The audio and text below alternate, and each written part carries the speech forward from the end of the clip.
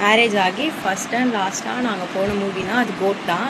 அதுக்கப்புறம் குழந்தெல்லாம் பிறந்ததுக்கப்புறம் இப்போ தான் ஃபஸ்ட் டைம் வந்து மூவி போகிறோம். எனக்கு அப்படியே ஒரு மாதிரி எங்கேயும் எப்படி சொல்கிறது, ஜெயிலுக்குள்ளேயே அடைச்சி வச்சுட்டு திடீர்னு வெளியே விட்டா எப்படி இருக்கும் அந்த மாதிரி ஒரு ஃபீலாக இருக்குது எனக்கு.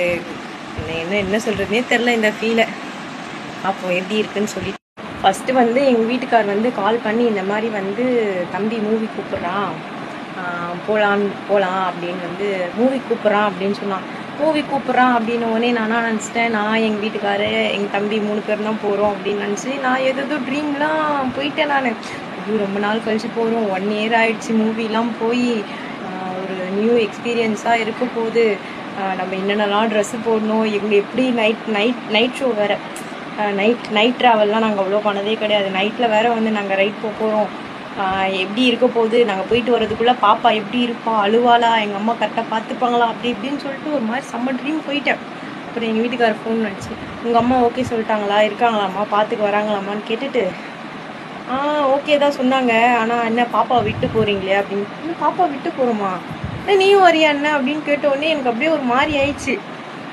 எனக்கு எப்படி சொல்கிறது, என்னால் கண்ட்ரோல் பண்ணவே முடியல. நான் ஒரு அழுகுறேன், தேம்பி அழுகுறேன்.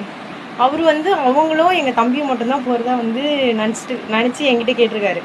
மூவி போகலாம் அப்படின்னு கேட்டான். அப்படின்னோடனே சரி என்னையும் கூட்டின்னு போகிறாங்க அப்படின்னு நான் நினச்சிட்டேன். எனக்கு அப்படியே அவங்க நீயும் வரியா என்ன அப்படின்னு கேட்டோடனே எனக்கு அப்படியே தாங்கலை.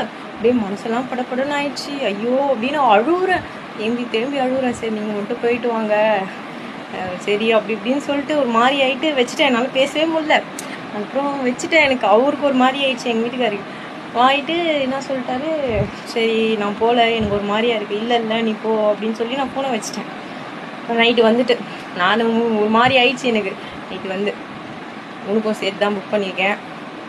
அதுக்கான ஏற்பாடெலாம் பார்த்துட்டு டக்குன்னு போயிட்டு பாப்பா அழுதானா டக்குன்னு வந்துடலாம்.